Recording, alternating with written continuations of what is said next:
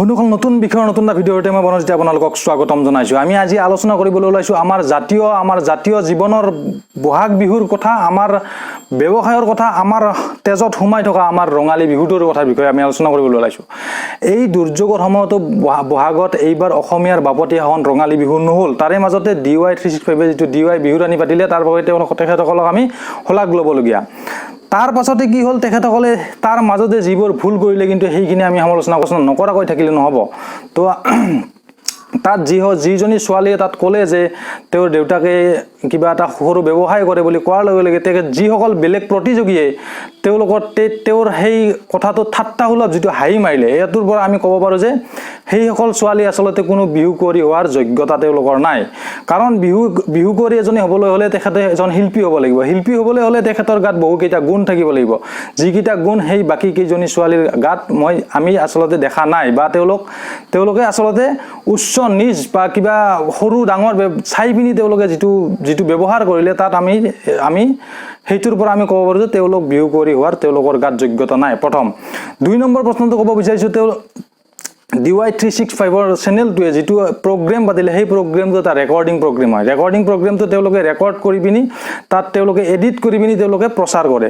যদি তেওঁলোকে সেই এডিট কৰি প্ৰচাৰ কৰাৰ সময়ত যদি সেই অসমীয়া ছোৱালী এজনীক, অসমীয়া ক্ষুদ্ৰ ব্যৱসায়ী এজনক যিহেতু তাত ঠাট্টা কৰা এটা ভিডিঅ' চিন তাত আহিলে, সেই ভিডিঅ'টো তেখেতসকলে তাত এডিট কৰি পিনি সেইখিনি কথা তেখেতসকলে কাটি কিয় নিদিলে, সেই ভিডিঅ'টো তেখেতসকলে তাৰ পৰা কিয় গুচাই নিদিলে, সেই কথাটো মই Dy365 নামৰ চেনেলটোৰ এডিটৰ ইন চিফক মই সুধিব বিচাৰিছোঁ। তাৰ পিছতে হ'ল কি, মই তেখেতক আকৌ ক'ব বিচাৰিছোঁ যে আপোনাৰ ব্যৱসায়ৰ ওপৰত আপোনাৰ সমাজখনৰ প্ৰতি দায়িত্ববোধ বহুত বেছি আছে। আপুনি এখন সমাজক ঠাট্টাসুলভ যিটো ভিডিঅ' আপোনালোকে প্ৰচাৰ কৰি যদি আপোনালোকে TRP বঢ়াব বিচাৰিছে, তেতিয়াহ'লে আপুনি ভুল ভাবিছে। কাৰণ কিয়, আপুনি কেতিয়াও নাভাবিব অসমৰ মানুহে এক ৰাতিত কেতিয়াবা আপোনাক হিৰো বনাই দিব পাৰে, কেতিয়াবা জিৰো বনাই দিয়ে। আপুনি কেতিয়াও ভুল নকৰিব যে অসমীয়া মানুহক, অসমীয়া ক্ষুদ্ৰ ব্যৱসায়ীক কেতিয়াও ঠাট্টা কৰা ভিডিঅ' আপুনি টিভিত প্ৰচাৰ কৰি আপুনি কেতিয়াও এটা ডাঙৰ ব্যৱসায় বা আপুনি এজন টিভি এটাত বহুত কিবা কিবি আপুনি বঢ়াই দিব পাৰিব বুলি কেতিয়াও নাভাবিব। 2 নম্বৰ কথা।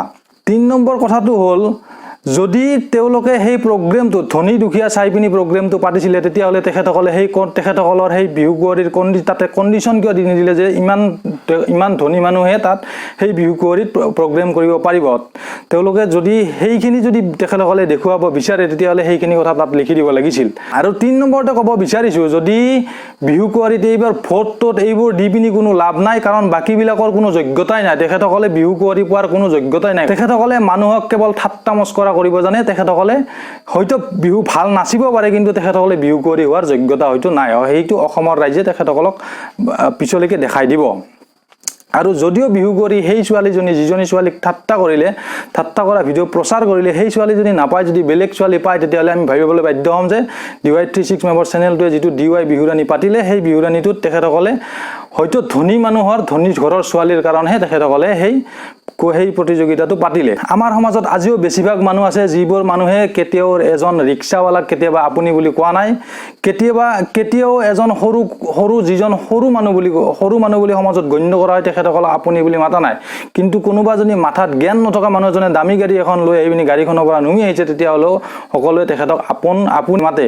কাৰণ কিয়, এই যিবিলাক সৰু ক্ষুদ্ৰ ব্যৱসায়ী, এইবিলাকক কিন্তু ৰিক্সাৱালা হওক, যিকোনো ঠেলা চলোৱা মানুহ এজন হওক, তেখেতসকলক কিন্তু সদায় আমি তই বা যিকোনো আমি ডমিনেট কৰাহে আমি দেখিবলৈ পাওঁ।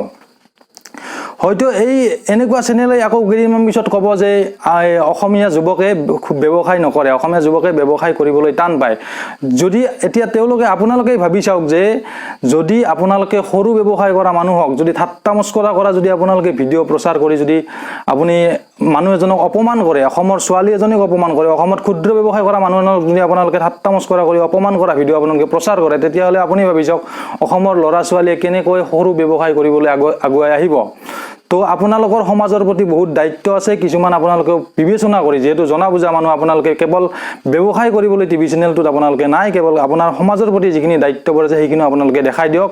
আৰু যিখিনি আমাৰ সমাজৰ প্ৰতি এটা বেয়া মেছেজ যায়, তেনেকুৱা আপোনালোকে প্ৰচাৰ কৰাৰ সময়ত সেইবোৰ যাতে ভাবি চিন্তি চাই, তেনেকুৱা বিষয়বোৰ কিন্তু অসমৰ ৰাইজে আপোনালোকৰ ওপৰত চকু ৰাখিব।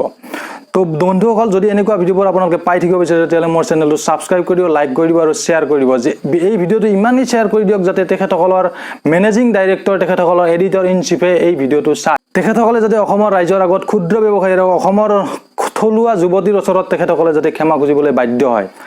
আকৌ নতুন বিষয়ৰ নতুন ভিডিঅ'ৰে আপোনালোকৰ সৈতে লগ পাম, তেতিয়ালৈকে ধন্যবাদ। জয় আই অসম।